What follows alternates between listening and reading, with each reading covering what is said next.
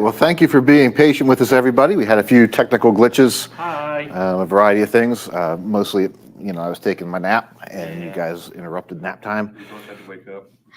So it's catalog day, and we are ready to roll here with volume 2.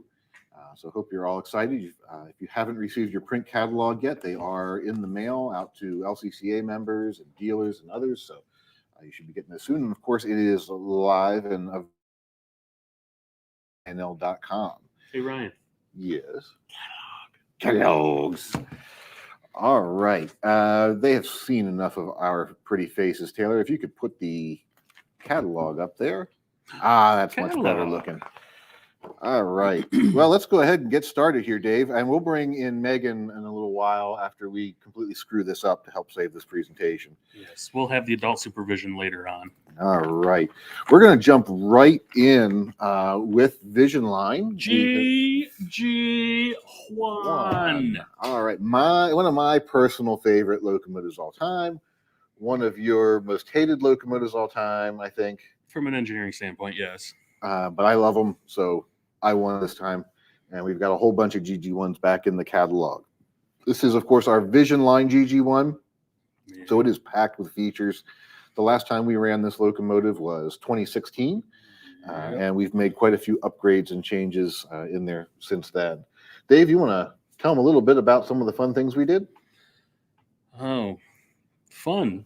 Well, okay, the things that were fun for me to make you do. Oh, that's fair.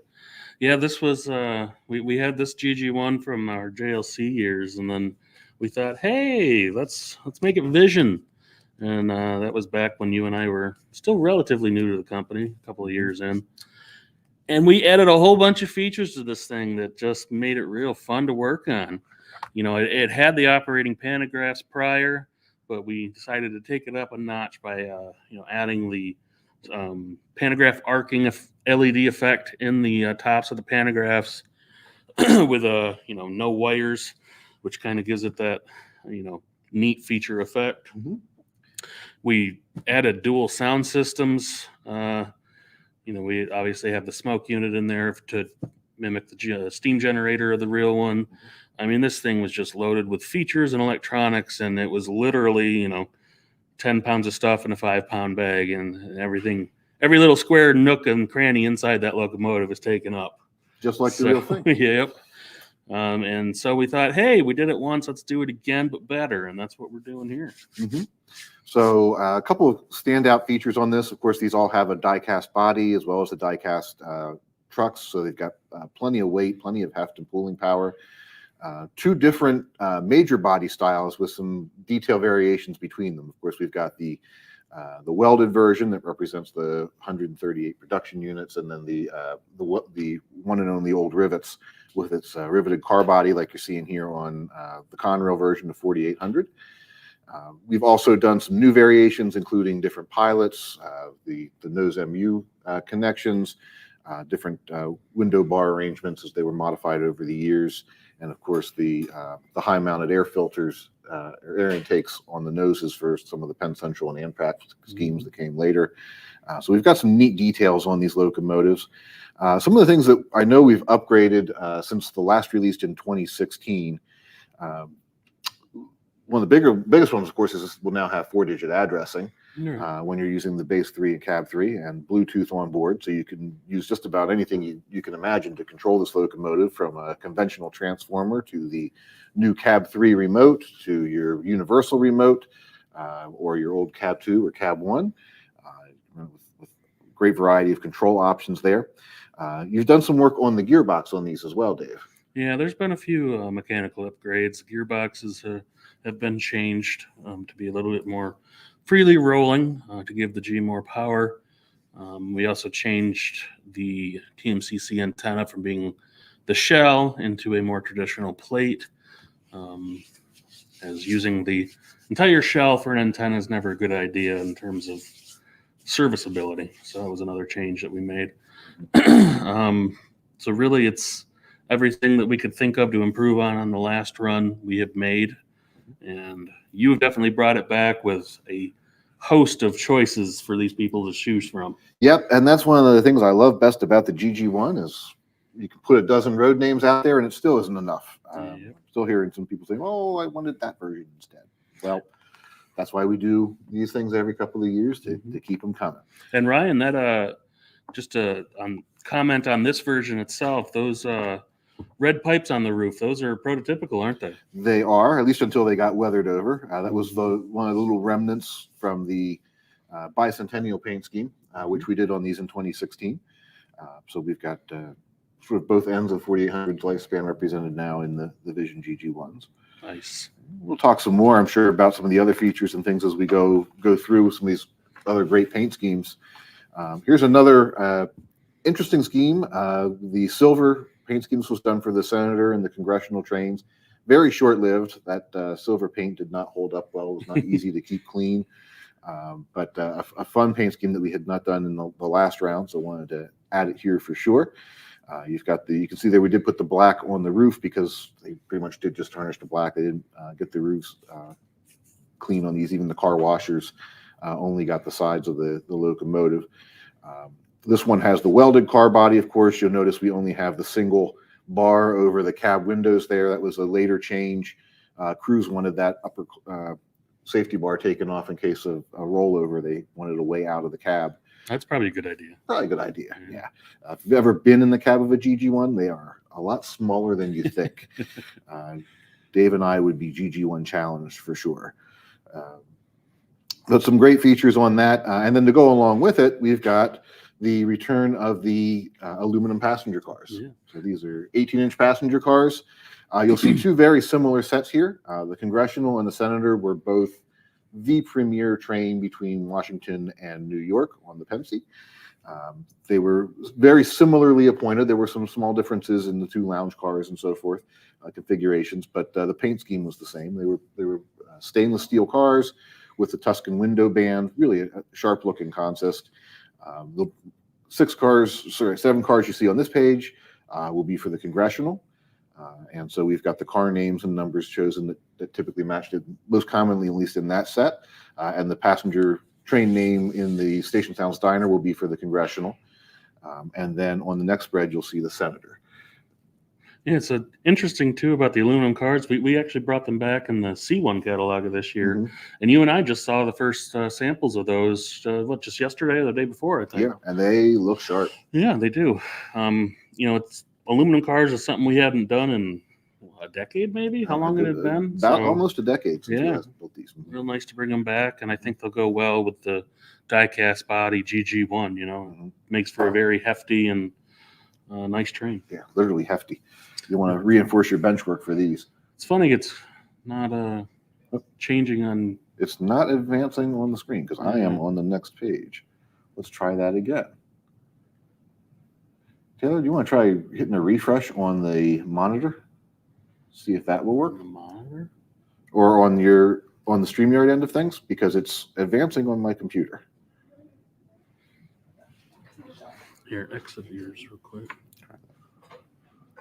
Yeah, it's not. Okay, there we go. It's just behind us. So now just go full screen again. Did I mention we were having some technical difficulties today? Does that mean I can go back to taking a nap? No, I think we've gotten past that point. Fine. All right, here we go. Yay. All right, so here we have the Congo with the silver GG1 that I've been talking about for the last few minutes. And next up, we'll go over to, wait for it, there it is. Did it. Its sister train, the Senator. These were the trains that the GG1s were originally painted red for. The dark green Gs were usually assigned to whether it was your clockers or freight or even the other blue ribbon long distance trains got the green Gs.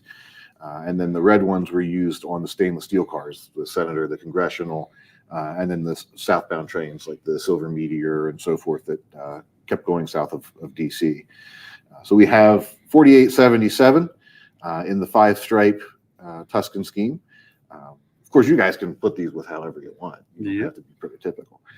We've again got the aluminum passenger cars here, and then also shown on this page, the Pennsylvania found occasionally they had more traffic than the trains could handle, or they needed to take a car out for service, And so there were 4 coaches and lounge cars that were converted from heavyweight sleepers that were given a shadow line paint scheme to match in the consist so that it didn't stick out like a sore thumb on the station platform or going by trackside.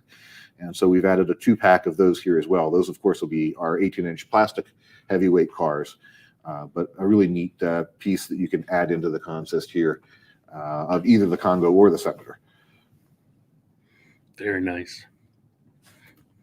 All right. That's weird.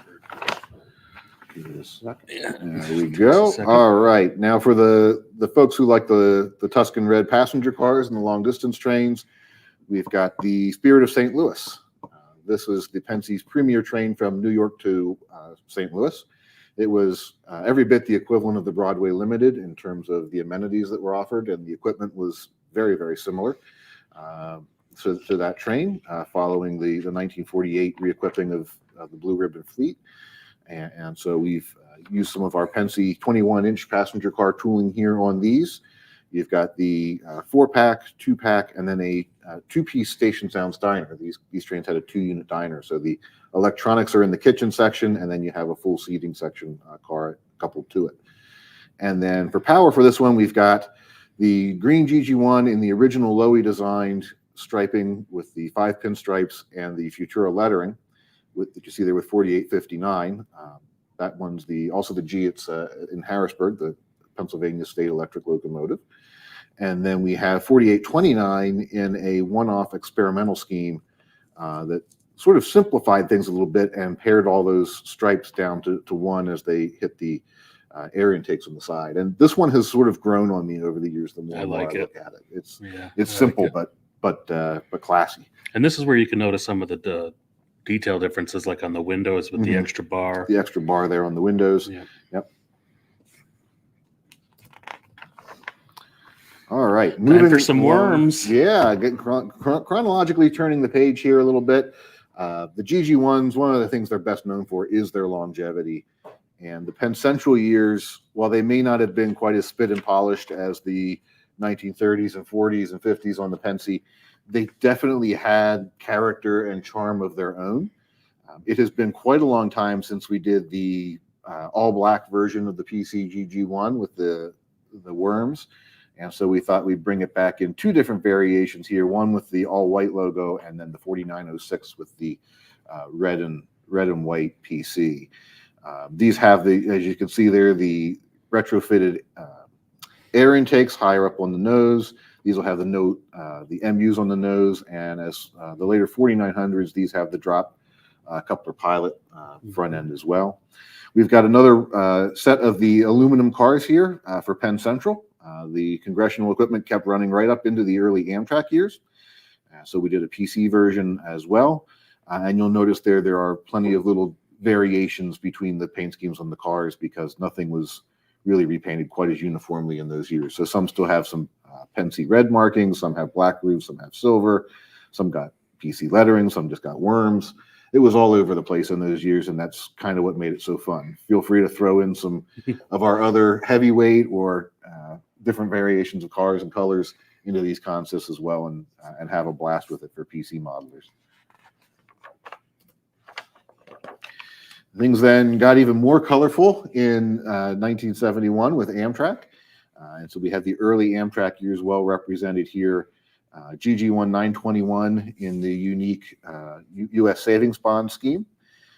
And then some 21-inch passenger cars. The 4-pack here includes a repainted baggage car, then a former Northern Pacific, Great Northern, and Santa Fe set of coaches and sleepers, along with a 2-pack with UP and Seaboard Coastline Heritage, and an Amtrak decorated Station Sounds dining car. So you can have a great rainbow consist here. And these would be wonderful if you're running trains in the Northeast Corridor, or you want to run Amtrak behind the E8s, E9s that we've done in the past, other early power. Of course, you could put these behind a lot of different locomotives. Mm-hmm. And these will also come with, or what is offered is the power car. So you'll have the head end power generator sounds coming from that car. Yeah. And that'll just automatically play when track power is applied. Mm-hmm. Yeah, Amtrak was buying new equipment at the time, but the GG1s still had to keep running until their replacements got there. So a few of these cars were repurposed so that if the Gs were put on a train of, let's say, Amfleet cars, like we've released recently, you would have one of these cars up front to provide the head end power, which is another neat little consist thing to have in there. All right, and keeping on with the Amtrak theme here, we've got another early Amtrak repaint, keeping the gold stripe with the black paint and the white lettering, and then a set of 18-inch aluminum cars in matched Amtrak Phase 1 paint. So a pretty neat looking matched consist here. Should mention all of the aluminum passenger cars do have figures inside, so you don't have to try and take them apart and populate them.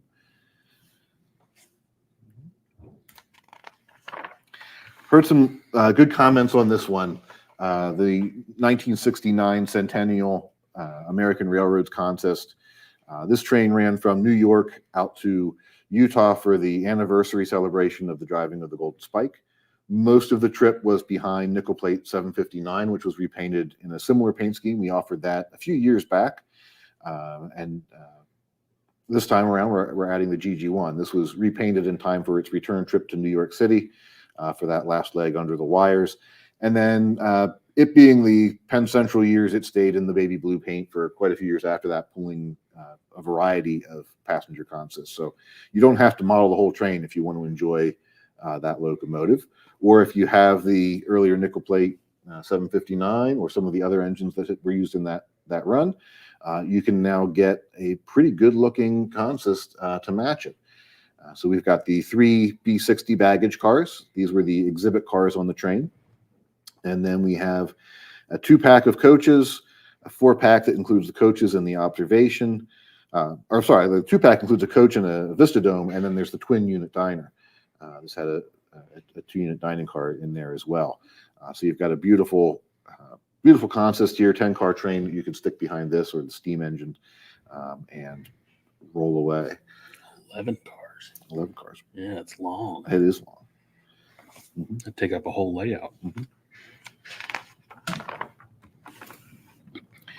Freight set. All right. GG1s weren't just passenger locomotives. They were freight engines as well. And so we included a pretty cool Vision freight set here. I think the most common, and I think my personal favorite of the paint schemes, the 5-stripe green with the more Roman style lettering on there, along with a fun consist. So we've got right behind the engine, the Jersey City Ice Car, which will be one of our hot box reefers.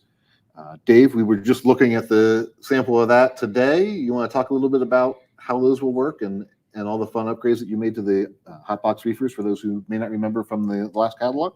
Yeah, I mean, these are essentially a Vision line reefer with the hot box effects and sequence added.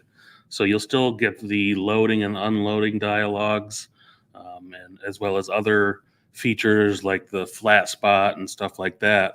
But then we've also added in LEDs and a smoke unit so that when you are moving the car and you activate the hotbox sequence, the crew will start talking about, seeing smoke and a fire eventually coming from one of the journal boxes in the car. And, you'll go through the whole sequence of stopping the car so that the crew can repair it and all that. So it adds another dimension to our existing Vision line freight cars, where you can really interact with the car in multiple ways, from loading, unloading, like I said, all the way up to equipment failure.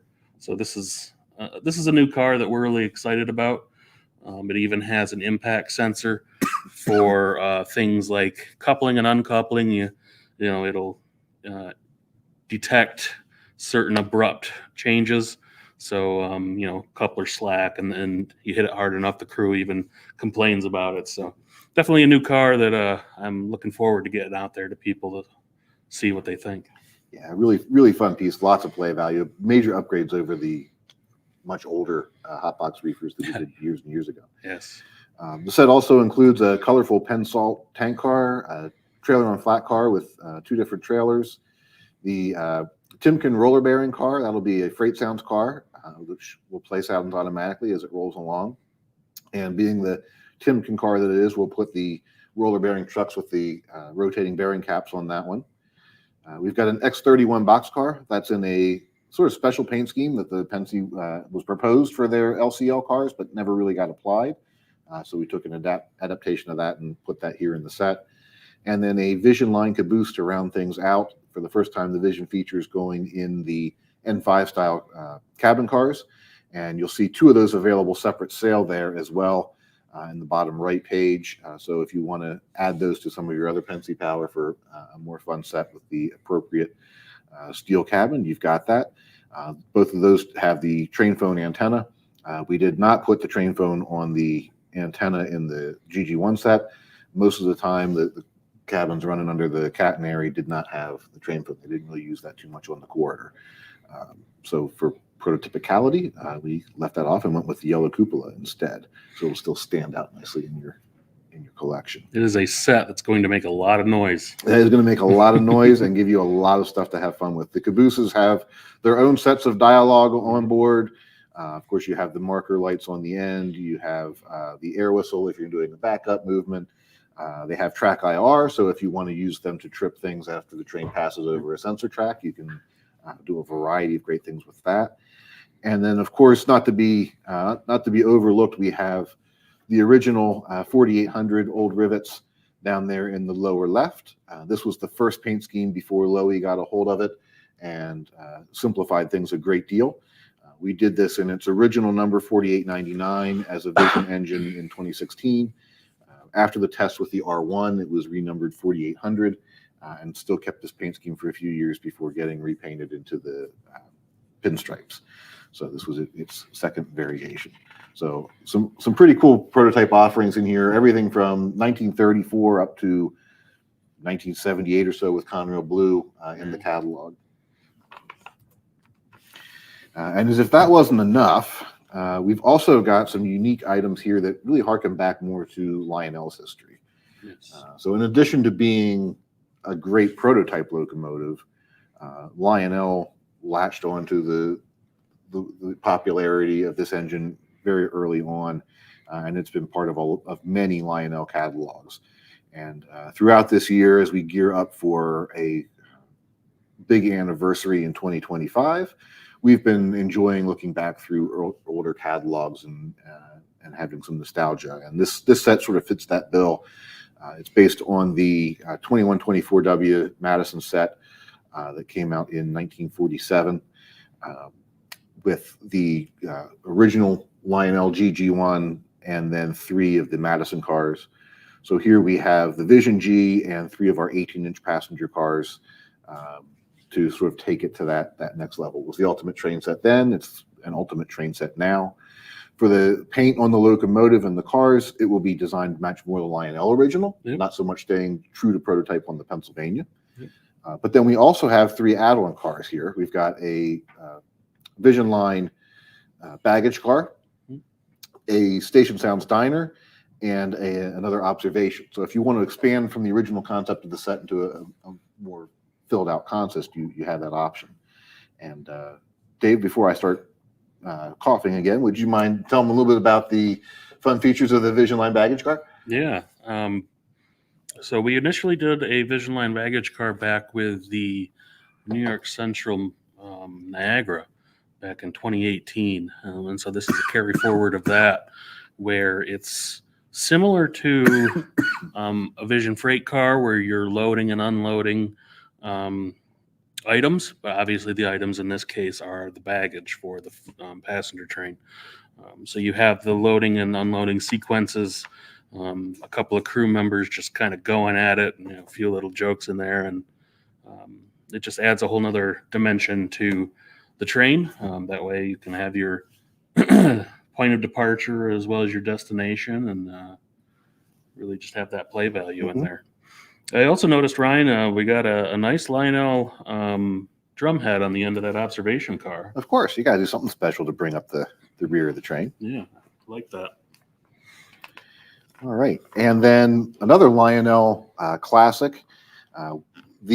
To match the 2332 in green in the set, we've got the 2340, the early Lionel red version of the GG1. Now the locomotive here will be available exclusively through the LCCA, Lionel Collectors Club of America. Shout out to our friends there at the LCCA. We just got back from a great time in Omaha with all of them, and it was wonderful to be there and share this with the folks there. So if you're interested in this version, contact the LCCA. You'll want to order this locomotive directly through them.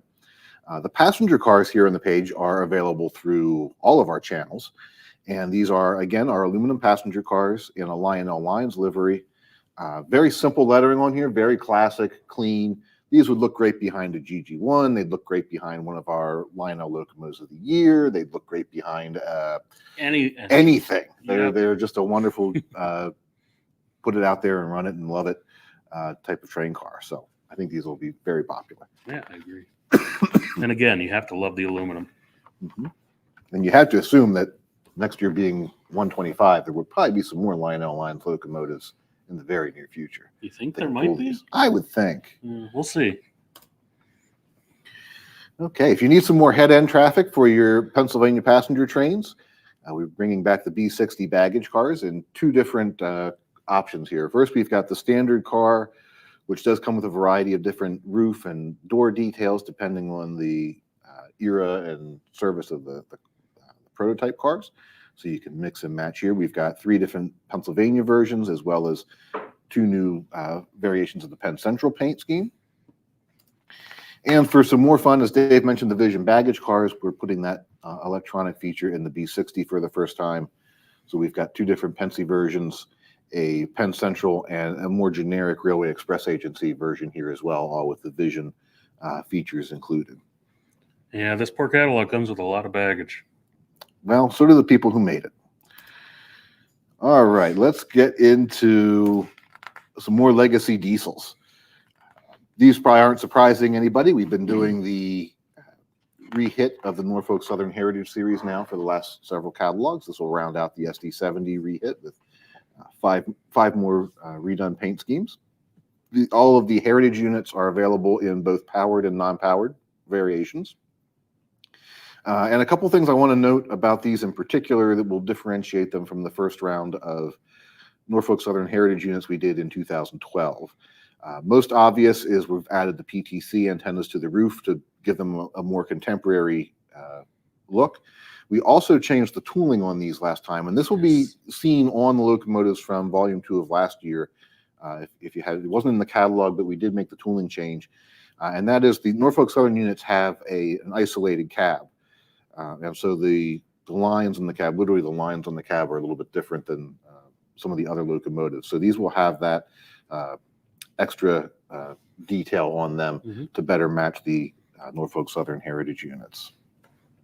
And real quick, just a note before you move forward that not only the GG1 in this catalog has 4-digit addressing, but we've advanced the technology to the point now where we're putting 4-digit addressing in every legacy locomotive, starting in this catalog and going forward. So once you get your base 3, which are shipping out here this week, and you get the Cab 3 app updated, you'll be able to run 4-digit engines, and everything out of this catalog, we'll have it. Yep. So it's a great point, Dave. 4-digit across the board with base 3 now available. It's time to expand that beyond just the limits of Vision engines and brass hybrids. So all of your locomotives with the base and cab 3 combo can have 4-digit addressing. And whether you have 1,000 locomotives or not, sometimes it's nice to be able to just use the road number on the side of the engine for locomotive identification to make it easier for old guys like us to remember what we called it. Was that 10 or 73? Well, now it could just be 1073. Exactly. All right. We also have the Wabash and Virginian NNW or NS Heritage here. And then one of the newer paint schemes applied to these locomotives, the new Ferromex paint scheme. This will be available in 2 road numbers, both powered. Pretty striking, cool looking paint job on these now that they've redone those. And Florida East Coast is under their ownership as well. So they're getting a similar paint scheme that might show up in a catalog not too far down the road. Nice. And rounding out the 70s, 3 of our more requested units since the last time we cataloged these. Of course, the Grand Trunk Canadian National Heritage, since it's a heritage unit and a one-off, that'll be available in both powered and non-powered. And then 2 powered versions for Maine Northern and the Susquehanna. And again, lots of requests for that Suzy Q 70M-2. Nice. I can understand why. Good looking locomotive. I like the Maine Northern. A whole lot of green. Whole lot of green. All right. Sea liners. This is the second time we've done the sea liners, but the first time with all 4-wheel trucks. Yes. So back about 21, 22, we did these with the 5-axle variation. Now we'll have these for the freight versions in a variety of road names and prototypical paint schemes. These are available in 2 powered A units, each sold separately, and then a super base B unit. So if you want to do an ABA consist, you can, or you can mix and match. These got mixed up with lots of other power on regular occasions on most of these railroads. Yep. So some fun features in here. These will all do an 031 curve, so they're good for just about any layout. Yeah, the B units as well. Just a little typo in the catalog there, but it's 031.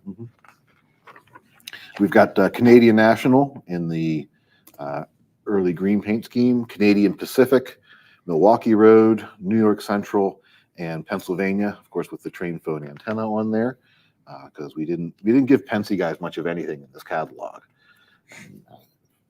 Feel bad for them. It'll look good right next to a GG1. It would look good right next to a GG1. You could do the handoff at Harrisburg. There you go. All right. PAs, again, some beautiful locomotives here in a variety of paint schemes. These we have done before. These will have the optional fixed front pilot on there, like we introduced with the E6, which was very well received. Yep. We've seen the tooling on those. They look great. That will make a beautiful locomotive here that much more finished and polished. These will be available as 2A units, as we normally do with our passenger or 6-axle AA sets. Both are powered, both have lights, both have smoke, and one of the 2 has the rail sounds on board. And then the B units will be non-powered super bass B units with that great extra oomph of sound, as well as the smoke features. Because it's all about that bass. It is all about that bass. So next you need a super bass with your bass 3, and then it would be a super bass 3. And your mind would go. I can't math. Yeah. So we've got some returning paint schemes, of course. I mean, Santa Fe War Bonnet. They're always going to be a bestseller, no matter how many catalogs they show up in. I never get tired of making them. So we've got those in here again, and some other popular road names and some paint schemes we've done before. Some road names, but different paint schemes, like the As Delivered Erie paint scheme, New Haven in the green and gold, Southern in the black tuxedo scheme, and then Southern Pacific Daylight. Be good on the Sunset Limited. We've also got a set of nickel plate PAs and PB in here.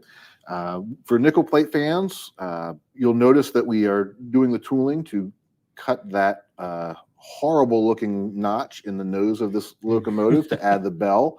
I believe that's the first time, certainly the first time we've done that. So interesting feature there. And then highly requested. Dynamics. Sure, yeah. One of the most requested items we had coming out of Volume 1 was some nice matching passenger cars to go along with the 777 fantasy paint scheme on the Berkshire.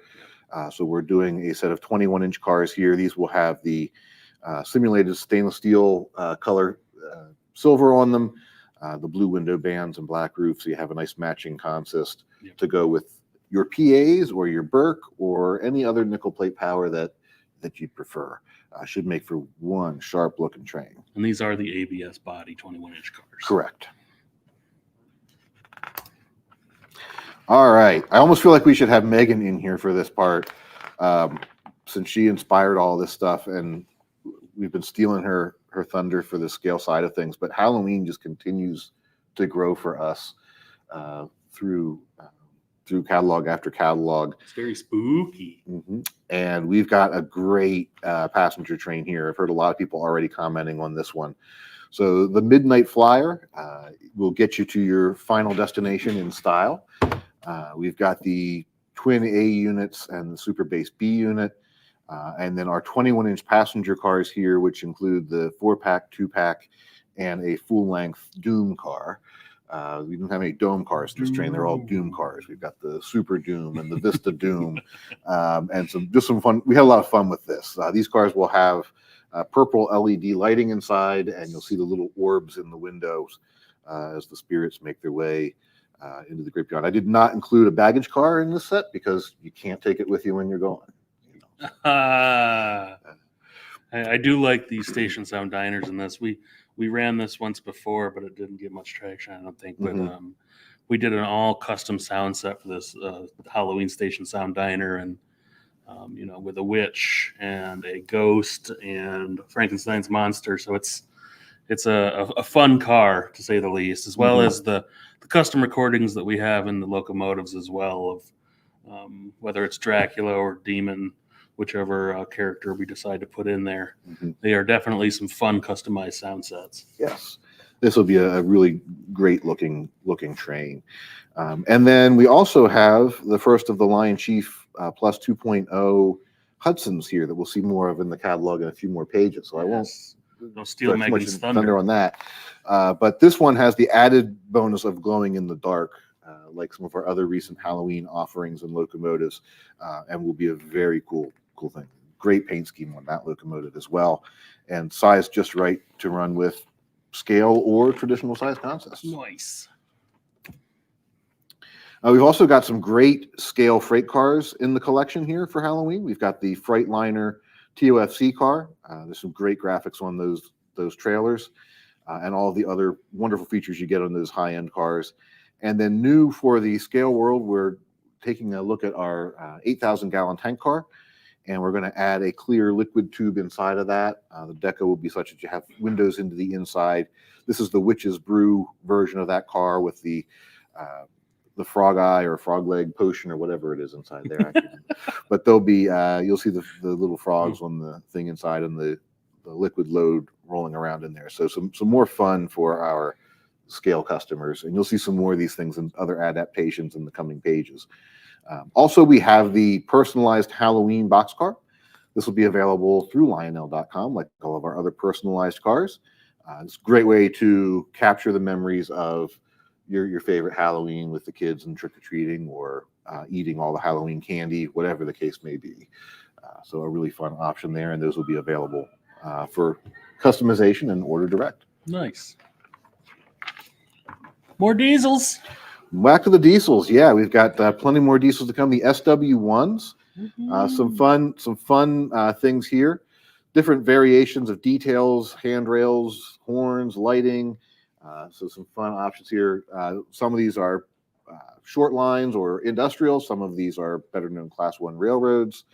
The SW1s ran everywhere. Yes. And have a lot of fun. Any of these jump out at you, Dave?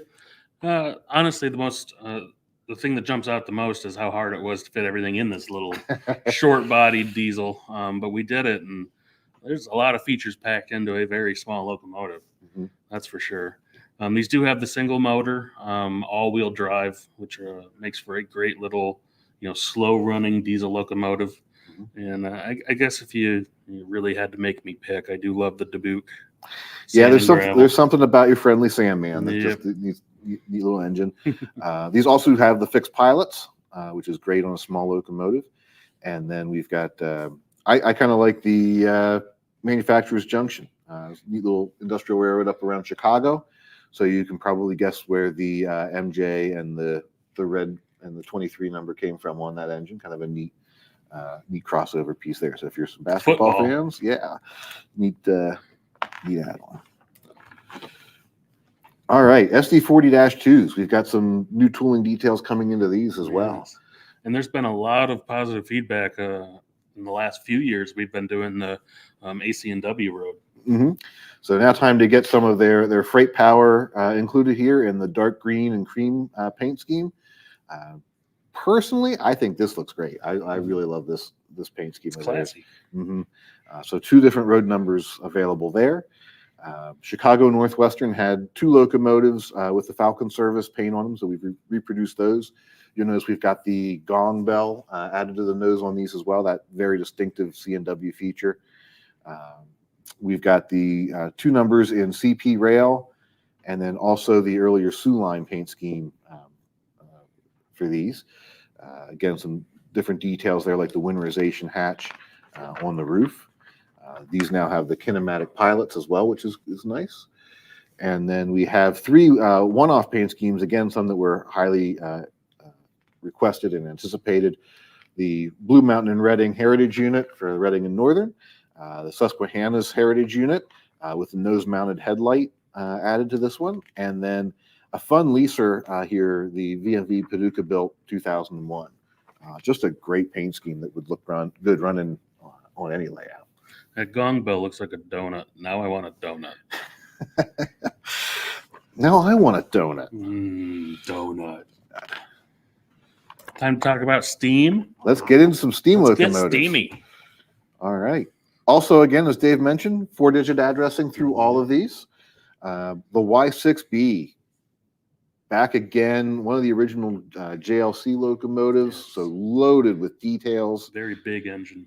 And we packed even more into it. Dave, you want to talk a little bit about some of the features and upgrades we've made on the Y6? Yeah, one of the nice additions that Ryan forced me to do, that we were able to fit, even though it's a standard legacy model, we were able to get a 3rd smoke unit in these. One of the more popular smoke effects that we've had ever since the Vision Niagara is the safety valve steam. So you'll have that automatic effect pop off whenever the engine's at a stop, and it'll be on a timer, or you can manually activate that feature using the aux3 button on a cab remote. But obviously you have your whistle steam and stack smoke as well. So a lot of features packed right in, and dual speakers in the tender, and just a great overall locomotive brimming with features. Yeah. We also added a kinematic drawbar. We did. Kinematic drawbar is a nice addition. You see it in various engines in the catalog, including some of the diesels also have kinematic pilots, but it really allows for closer coupling on straightaways. And then when you get to the tighter curves that are typical of O-scale, the separation is enough to not derail on the tighter curves. Definitely one of the holy trinity of N&W steam locomotives. If you're a fan of the N&W or just a fan of big steam, a Y6B is a must-have for your collection for sure. We've got 4 different N&W numbers shown here, and then also a few great fantasy paint schemes as well. The Y6B came along so late that there really wasn't a market to sell these off secondhand. Most railroads had already dieselized by then.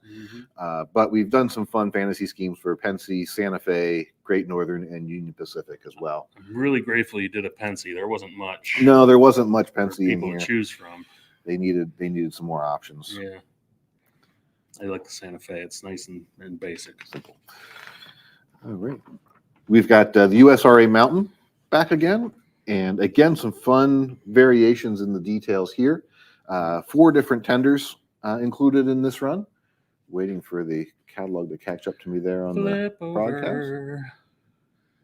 Can we get some internet? I don't know who I'm asking.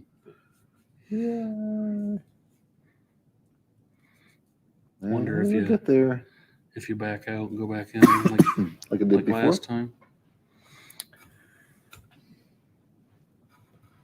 StreamYard just really likes it some Y6Bs. That's... So do I. They're really cool engines. Yeah, because you're all the way back on the OG Y6B. Let me try just trying something here so we can keep going. See if we can escape. Let's see if this does it. And the Y6Bs will also have bicolor marker lights. There we go. Oh, you got it. Okay. Keep on talking, Dave. You got it. Yes. Did you also notate on the Y6B the new version with the oval smoke box door? Yep. Yeah, That's all new for us. Early on. Right. Now we've got now we're up to Mikados already for. Let's get back to those mountains. There we go. Yay. What you got to get some mountains, Internet. These are some beautiful locomotives. So same, lots of tender variations and detail variations on these. Yes. We've got of course, the standard USRA tender, the Santa Fe, and that gorgeous Texas and Pacific. have oil tenders with them. Those will be all brass tenders, which is why there's a little bit of a price change there. Yeah, those are actually the brass tenders we used with the brass hybrid Mikado, our first brass hybrid locomotive years ago now. Yep. Then we've got a lot of love for the South here. We've got the Seaboard, the Nashville, Chattanooga, St. Louis, and of course Southern and Tennessee Central, and some variations. And then heard a lot of people happy. I know when we get to Springfield, I'm going to get a few hugs out of this one. The New Haven Mountains with the Vanderbilt tender, the 6-wheel Vandy tenders on there. So we'll definitely make some folks happy with that. And if you thought it was good by itself, just wait. The TMP is almost calling my name. Yeah, it's a beautiful locomotive. All right, a return of the heavy mics. It's been a while since we had a heavy mic at Lionel, and we've got the some new paint schemes and road names here. I mean, this was 2016, I think, last time we ran this locomotive, and we're doing some nice changes to the running gear and things in here as well, right? Right, Dave?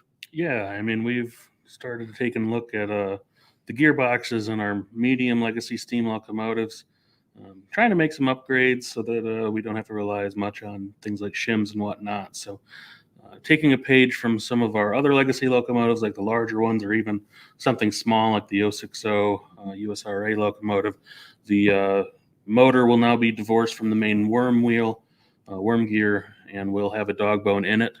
So taking a look at those designs and improving them like we love to do. We love continual new improvement on our product. So it's good to put a little bit of investment as it pays off in the product at the end. Yeah, we've got the CNJ, we've got the EJ&E. They got a few of these allocated to them, but didn't keep them very long. So they're in that USRA paint scheme, which is kind of fun. A little bit of color for Great Northern, L&N, New York Central, and then Sioux Line. The Sioux Line 1003 here in the catalog as well. Neat locomotive. We've got some detail variations there with a higher mounted headlight, the bell and the dynamo located further back on the stack to help better capture the look of that engine. So showing the Sioux Line some love in this catalog. So much love. All right. And then rounding out our USRA Love Fest here, we've got some more 060s. A variety of road names. This is a fun little switcher. No room for whistle steam in this guy, but we've got the swinging bell in there somehow. It's amazing how we can make that work. But all the electronics are in the tender of this locomotive. That's why there is a wired tether between the loco and the tender. And we made some improvements on that tether, so it is locking. You have a little latch on there, so it doesn't accidentally unplug itself going around corners and things like that. But because there are, no electronics in the boiler of these locomotives, we were able to fit other features up there, like Ryan said, the swinging bell. And that is just a really cool feature to see on such a small locomotive. And something you'd use a lot on a switch engine, too. Oh, for sure. So very nice to have there. And that drawbar also gives you pickup on the tender axles, which is nice, too, when you're running over all those switch frogs. Yeah, especially on small engines like this. It was a really popular engine the last run we did, just 2 years ago or last year, whatever it was, and had to bring it back. All right. Well, we've got a couple of nice high-end sets here in the catalog. As I hinted to, we've got the New Haven Minuteman set with another one of our mountains. This set also includes a PS1 boxcar AC2 covered hopper. You got to do a state of Maine car in one of these sets, and a New Haven N5 Caboose. Really classy looking set. You could always add a lot more rolling stock to that. You do have the freight sounds in the one car. Yep, we do. And then we also have for those who like the big trains, we've got the King Cole set for the N&WY 6B. Big locomotive needs something impressive to pull. So we've got no less than 12 3-bay hopper cars in here. These will have some of our new 3-bay coal loads included in them as well. All, of course, uniquely numbered and non-sequentially numbered, so you have a nice looking consist. And then a 2-window Northeast style caboose there at the back to bring up the markers. And we'll see some additional N&W hoppers further back in the catalog in case you're still hungry for more. It's a great set for those who get a lot of coal from Santa. I know it well. Christmas joke. All right, we've got getting into some scale rolling stock here.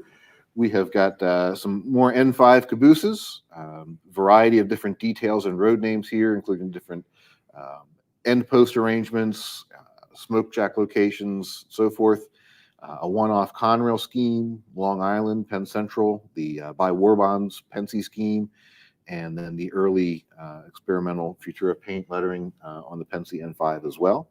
I don't think the Long Island is sneaking past you. No, it's definitely not gonna slide past. These that you see here on this page are all with our standard Caboose features. They include interior lighting and details, working marker lights, a figure inside there as well. Really nice car. One of my first projects that I worked on here at Lionel. We've also got another variation for the PRSL fans out there, and then two more versions with the Vision electronics included as well. One for Penn Central and one for the Long Island. I don't know that the Tichy scheme ever made it on a Long Island N5, but I think it looks pretty good on there. So we've got that in there. Look great behind some C-liners or Jeep 9s or you name it. Running out there on the Long Island. Pretty cool looking paint scheme. And when it has all those cool Vision features, it doesn't need to look real. That's right. I think that made sense. Model trains are fun. Yeah. Boxcars. Boxcars. The X31 boxcar has been out of the catalog for quite a few years as well. These are the double door versions of the car. We've got two road numbers each in a variety of paint schemes. The Pensy Circle Keystone with and without the automobile loading. The Shadow Keystone. The merchandise service paint was never applied to the X31, but again, one of those great looking Pensy paint schemes. We wanted to try it out anyhow. Penn Central and Seaboard rounding out the X31s. Really nicely detailed car. These have that sort of semi-round roof. These were the earliest high cube boxcars before high cube boxcars. Mm-hmm. Yeah. Also, a lot of love for Penn Central here. Mm-hmm. All right, our heavy duty flat cars. We've run these once as part of the rocket booster train. We've stripped it down a little bit. Could be a rocket booster, could be, well, it could be whatever you want it to be. Aliens. Yeah, aliens. The Atomic Energy Commission set from Volume 1 did exceedingly well. We really had strong numbers on that and requests for some more rolling stock to go with it. So here we've got the 8-axle flat car with this big removable load, and that one will be glow in the dark. So the load there will be glow in the dark. Also available in Bethlehem Steel, Department of Defense, Trailer Train, and Westinghouse. Fun piece, big piece of rolling stock that will definitely make a statement on your layout for sure. I want to know what's in the Westinghouse one. Aliens. For something a little more petite, we've got the 8,000 gallon tank car. Again, another one of our windowed cars here for the AEC with the 2 windows and the liquid tube inside. That'll be a real fun piece. And then we've got some more subdued paint schemes for Maine Central, U.S. Army, and Alaska Railroad. Always very popular. There's them reefers. More hot box reefers. Dave already went through the great features in these. We had somebody after we did the O'Leary Dairy milk car say, man, that would be perfect for the hot box reefer. If you're going to pay tribute to Mrs. O'Leary's cow, it should catch fire, right? So we've got that here in this catalog. Great fun piece there. And then Illinois Central, Atlantic Coastline, Great Northern, and REA. The last 3 of those are based on express reefer paint schemes, so you could tack that on the front of a passenger train if you wanted to and add some extra delays to your passenger service en route. Did a cow catch on fire? It started the fire. Well, I mean, cows catch on fire a lot around us, but only at lunchtime. We're about to be discontinued here. I hope so. TOFC flat cars. Dave, why don't you pick it up there while Mike writes up my termination papers? These nice flat cars have the wood deck and the little ramps on the ends. Mm-hmm. And they include the 2 little trailers, which I definitely like the Pacific Electric version because yeah. You're a Southern Pacific nerd here. Yes. We got you. I do like the Alaska Railroad version too. That's pretty neat. But these are always good cars for us to do and, super detailed. All right. A car that we've been getting requested for quite a long time. These have been out of the market for a good number of years. Former Weaver tooling, the Milwaukee Road horizontal ribside boxcars. Really neat looking prototype. Will certainly add a little bit of interest to any freight train, whether you're modeling the Milwaukee or any road in North America it connected with. These stand out from all your lookalike PS1s and so forth, with those distinctive side ribs. And we've got 2 numbers each in a variety of prototypical paint schemes here. The as delivered Route of the Hiawathas and Olympian schemes, the slightly later billboard scheme, the spent grain service cars with the orange door, and then these also have the roof hatches on top for roof loading. And then 2 of the later special loading paint schemes with the yellow band and the yellow LRD doors. So I think these will be very popular with the Milwaukee fans out there. And like I said, at least get one of these, put them in your contest just for something a little bit different. Now I want ribs. Barbecue sauce. AC2s. AC2s. Covered hopper. Always I always had a soft spot for these. Something about that open side panel around the center slope sheets gives them a little bit of extra interest. And again, 2 road numbers each in a variety of really cool prototypical paint schemes here. Appropriate for 1940s through 1970s operations. McMillan feeds. It's a CSX car. Oh. This is another one you were commenting on, Dave. The 4-bay cars. We've got some really fun paint schemes here, based off of prototype cars where we've added graffiti and some of the rust and weathering effects. Get you a good start of the way to aging up some of your fleet. We only showed one side of all those cars here, but of course, like all of our weathered or graffiti cars, both sides are different. Both numbers in the case of the ACFX car will be different, so you have a good-looking variety in your train. And then we've got the bright orange Rio Grande and Columbia Chemicals car there as well. And as promised, some more 3-bay hoppers. These are available in 7 different road numbers in total. So you've got 2 different 3-packs in a single car. We've got Alaska, B&O, C&O, CSX, more N&W, and Penn, based off the cars the Penn leased from the N&W for a few years. With that said earlier, you can make one long coal train. You really could. Coal train. A Roscoe P.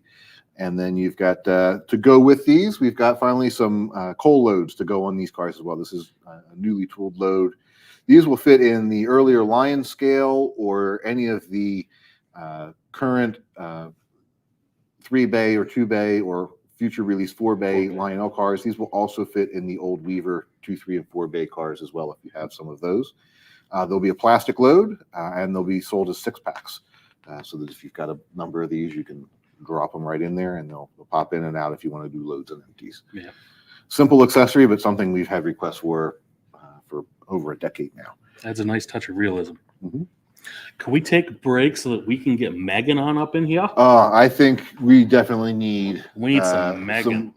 Some voice of sanity and wisdom in the group. So, Megan. Megan. We'll be right back as we get her situated. Give us 1 minute.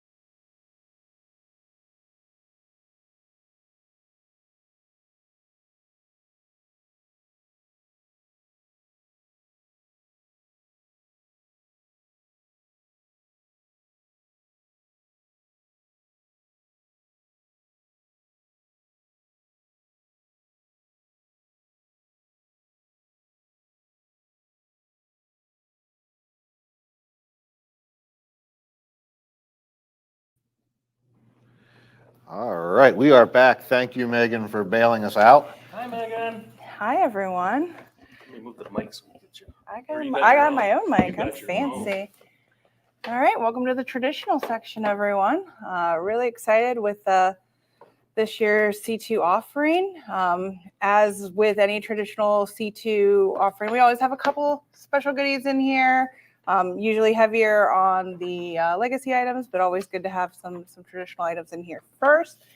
And kicking off with a highly requested, much anticipated comeback of the Lionmaster J3 Hudson. I'm excited about this one. You're doing a good job. Thank you, Dave. I'm really excited about this one as well. A lot of people love the Lionmaster locomotives because they can run them on their smaller layouts. It has the ability to, run some tighter curves, but also packs in a lot of great detail on the locomotives themselves. So whether you're a scale or a traditional guy, it's kind of that best of both worlds for this locomotive. We have the Lionmaster J3 Hudson, the 5249, but then some fantasy schemes here with that really exciting gray Hudson 6001. We have the pacemaker scheme, which I have already seen a lot of people eyeing up. We've done that on a couple of other locomotives, and that scheme is very popular, though not a prototypical scheme, but really fun scheme to see. We seem to have lost people. Somebody text us if you can at least hear what we're saying so we know where the problems lie.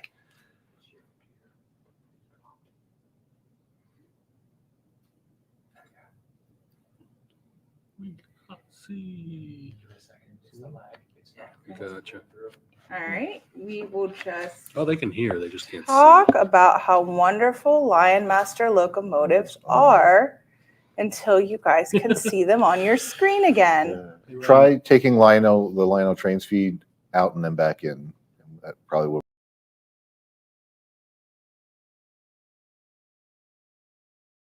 You see the catalog and the wonderful Sadie is there. locomotives Sadie on is still there. looking over us, and she says she can see and hear us. Okay. Thank you. So They just can't see the catalog. they should Ryan, see try the backing catalog. out of it Do that again. thing again. Yeah. Okay, that's Since you've had to do that a number of times. It's just the anticipation and excitement of all these great trains on here that the computer just can't handle it. Wants to go back to the Y6B. Yeah. Yay. that's different. Okay, there we go. All right. How about now, guys? All good? Okay, all right. Woohoo! Thank you, Here's everyone. Megan. It's me again. Hello. J3 Hudson's really excited to bring them back again. It's been probably over 10, 15 years since we've run these. So, packed with all the great LC 2.0 features that you know and love, the ability to run them with all kinds of multiple operating systems, and something for everyone on the Hudsons there. It's such a cool looking engine. It really is. It's highly detailed, and I think definitely worth the money on that locomotive there for sure. All right. All right. Look at that color. Moving on to some diesel locomotives in LC 2.0, bringing back the GP38 in LC 2.0. I think my favorite locomotive on the spread here is the CSX CPKC collaboration for the first hydrogen-powered locomotive. This was unveiled back in April of 2024. The paint scheme on there is really cool. Highly detailed, a lot of color on there, so I'm excited to see how this one turns out, and I think it's going to do really well. Again, all kinds of different regions shown here. We have Canadian Pacific. Anytime you give me an opportunity to pick a locomotive, I'm going to pick one from Ohio, which is just guaranteed. So we have the Ohio Central locomotive there with the Operation Lifesaver badges on the side of that. We have the Paducah and Louisville and the Seaboard system. Again, all really great colorful paint schemes that everyone loves to collect when it comes to diesel locomotives. And a really fun set for us for this year, the CPKC Maxi Sack set. Back in 2023, Canadian Pacific and Kansas City Southern merged together. They're the first and only transcontinental railway. It connects the US, Canada, and Mexico. And what's really cool about this locomotive is that the paint scheme was chosen by the employees of the companies themselves. It's went on tour at the Kansas City Union Station. It's been unveiled and looks really cool. We've been kind of monitoring the photos to make sure we got the details correct. Also comes with the Maxi Stack cars in both Canadian Pacific and Kansas City Southern trailers.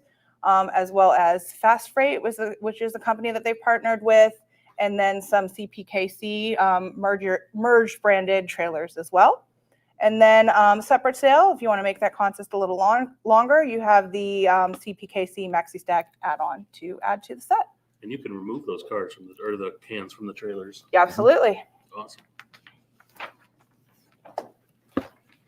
Much loved, much collected, Area 51. This set, all the Area 51 merchandise has been going on for years and years and years.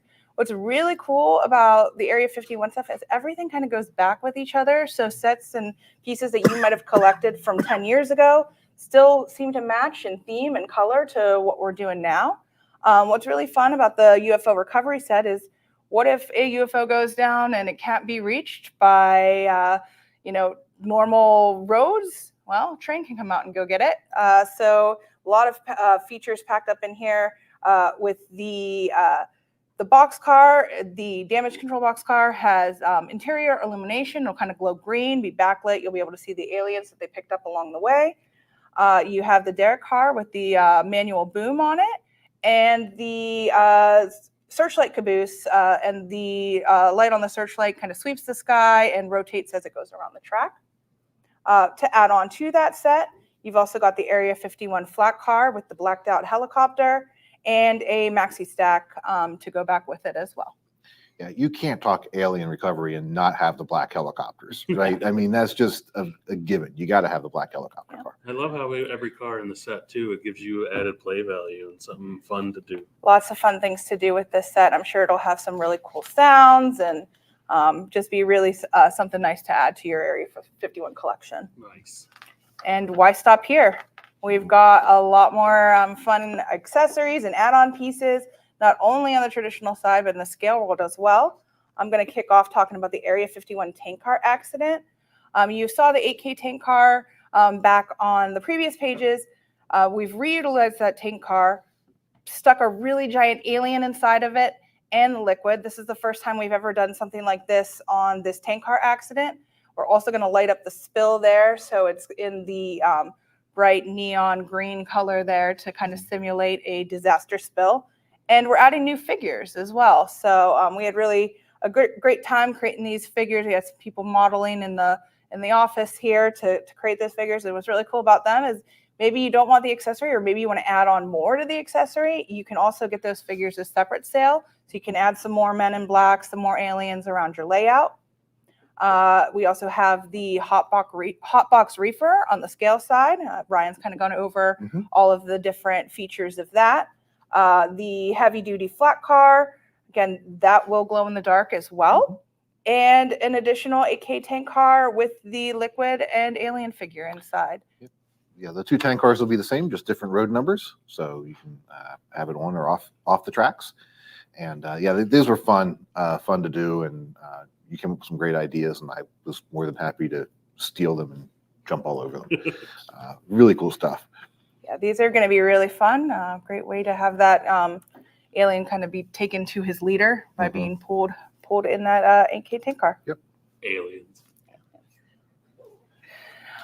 Moving along, we have Beetlejuice is actually coming out with a sequel.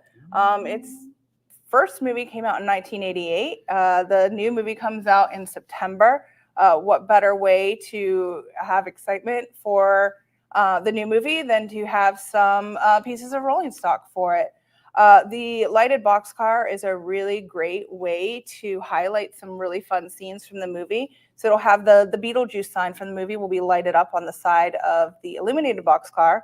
And for those who just want a nice collectible piece to celebrate the movie, we also have the Beetlejuice boxcar with highlighting some key scenes and memorable moments from the first movie.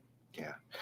Was I the only person who only watched that movie to see the big model of the town? I mean, it was pretty cool. It was pretty awesome. Also, fun fact, I was less than a year old when it came out.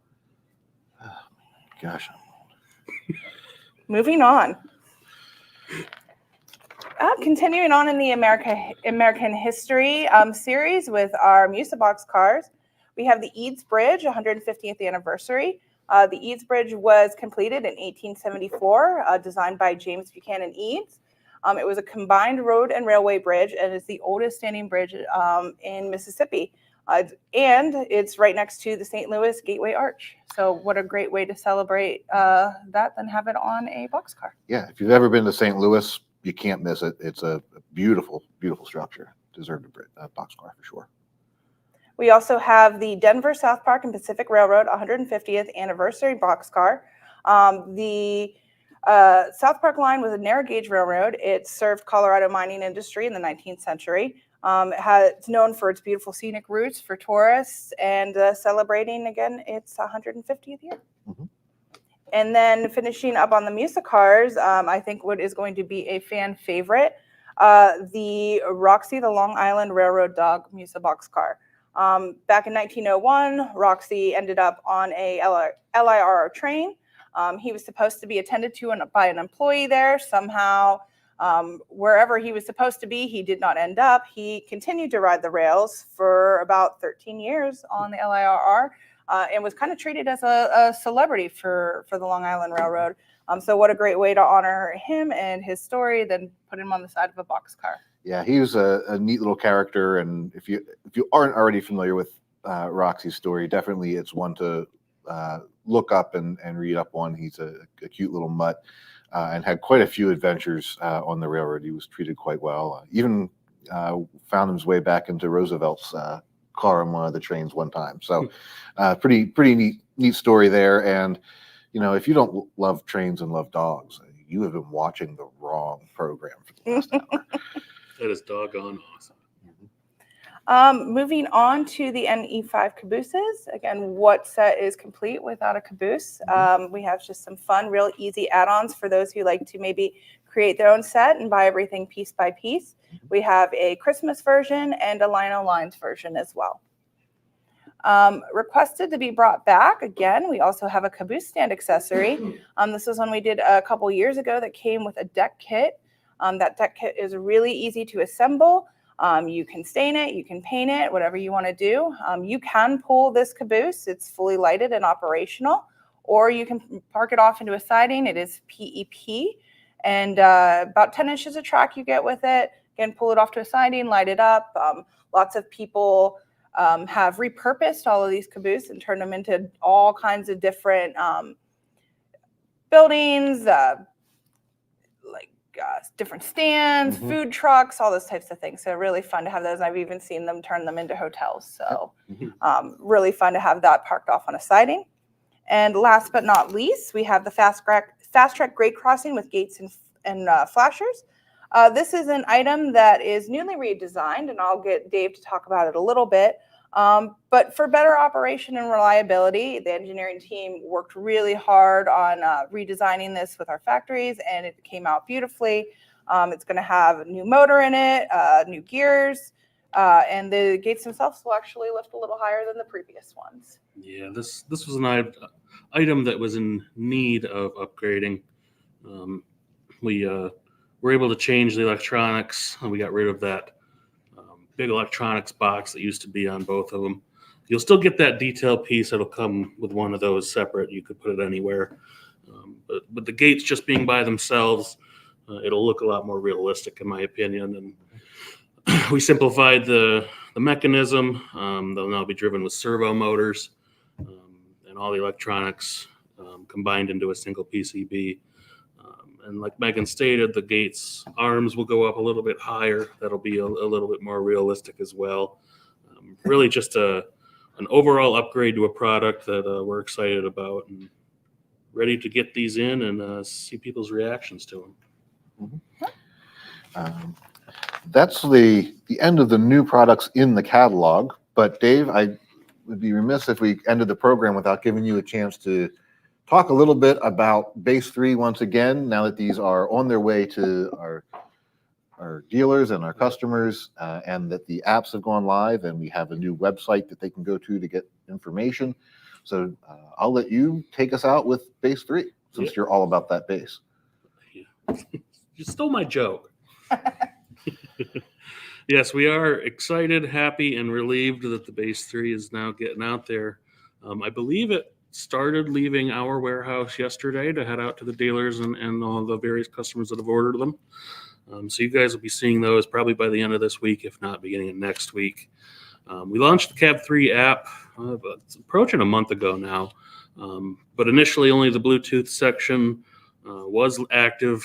We've now, since Friday, uploaded the new version of the app that does have the Base 3 activated.